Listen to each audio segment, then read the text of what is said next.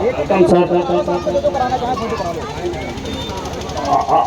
मंच को नमन करते हुए मैं विनय वर्मा, वर्मा कॉलोनी लालकुआ से सभी भाइयों को नमस्कार प्रणाम करता हूं और मंच पे बैठे हुए सभी महान भावकों को मैं प्रणाम करता हूं, नमस्कार करता हूं और सभी के लिए जोरदार ताली एक बार बजा दी जाए।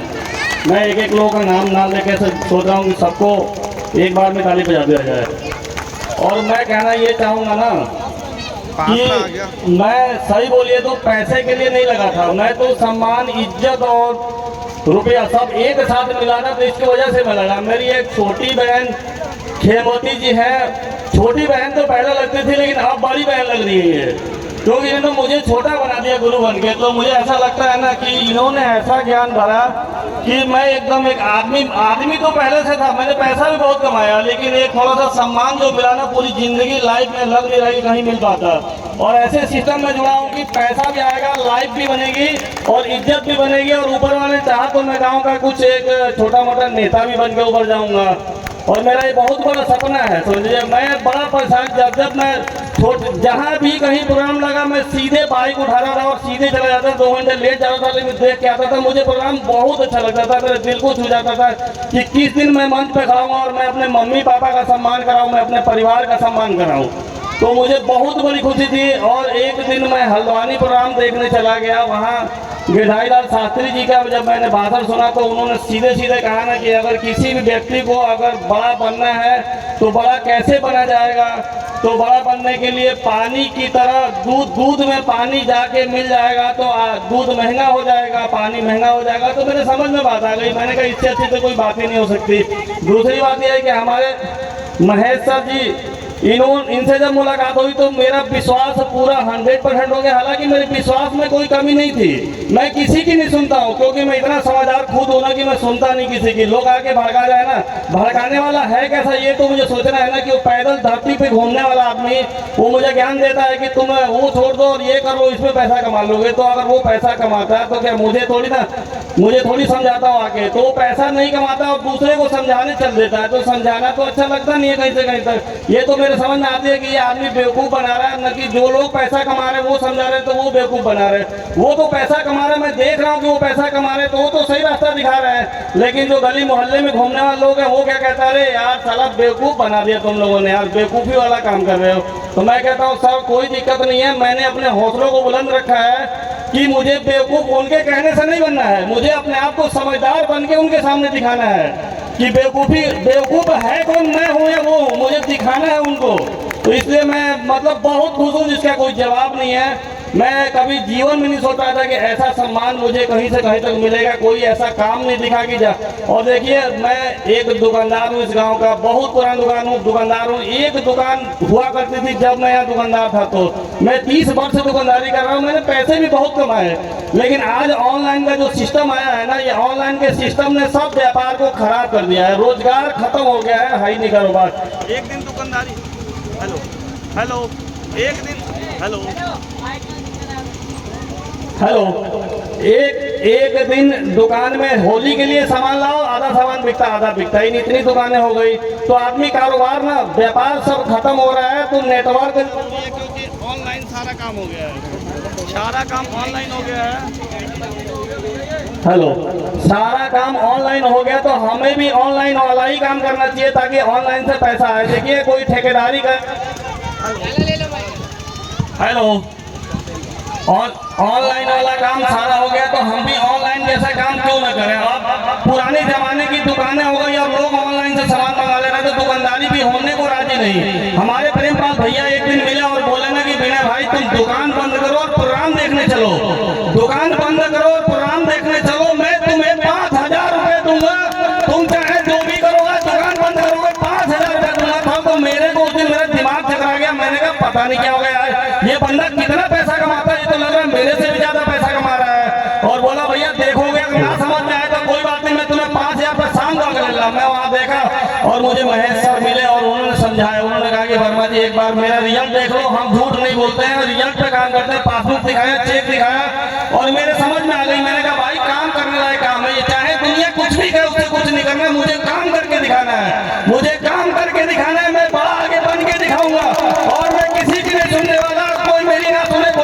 नहीं। जैसे मुझे लगता है ना कि बारात में 200 लोगों का निमंत्रण हो, 150 लोग आते हैं ना, तो भी शादी हो जाती है। ऐसा नहीं कि शादी रुकती है वहाँ पे, शादी हो जाती है। वैसे ही अगर मैं 100 लोगों को प्लान दूंगा ना, 50 लोग भी मेरी बात मानेंगे तो मेरा प्लान चलेगा, रुकेगा नहीं, चलेगा।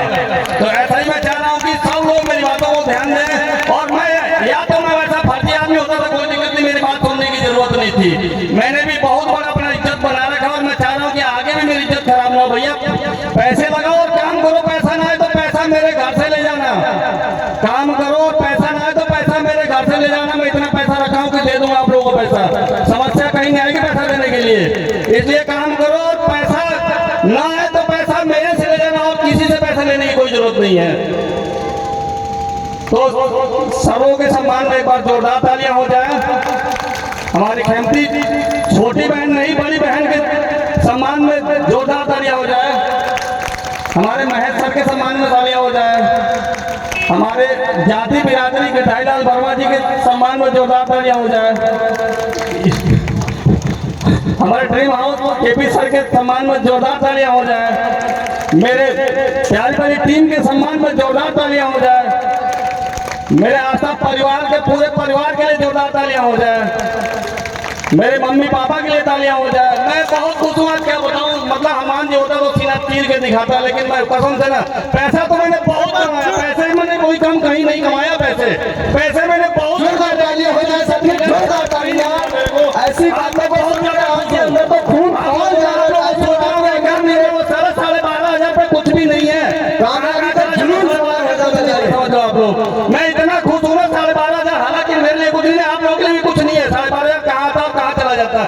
1 रुपए बेफुजूल खर्च नहीं करता कहीं भी। ये नहीं कि शाम को बोतल मंगाया पी के मस्त हो रहे हैं। अपने परिवार के बारे में सोचा, हमेशा परिवार के बारे में सोचा, पैसे कमाने के बारे में सोचा और पैसा कमाना है। जब मुझे दिखाई दे रहा है कि ऐसे ऐसे महान शख्स मेरे साथ लगे हुए हैं, कौन सा ऐसा व्यापार है कोई मेरे को बताए कि भैया तू आजा, मैं ठेला लगा रहा हूँ, तू भी मेरे बगल में ठेला लगा ले।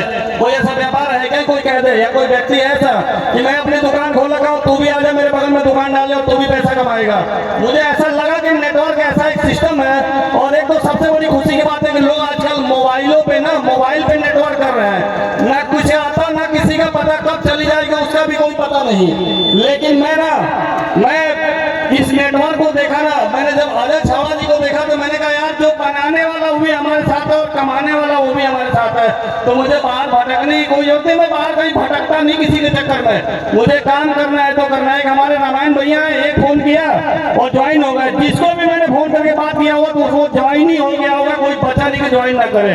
भले मैं जाऊँ तो एक बार ज्वाइन नहीं होता, बोलता वर्मा जी पैसे आप लगा दो, मेरे पास पैसा नहीं है। लेकिन जो मेरी टीम के लोग जाते हैं ना, तो जाके कहते हैं कि वर्मा जी काम कर रहे हैं, वर्मा जी के पास ये है वो है, इतने बड़े आदमी है, सम्मानजनक आदमी है।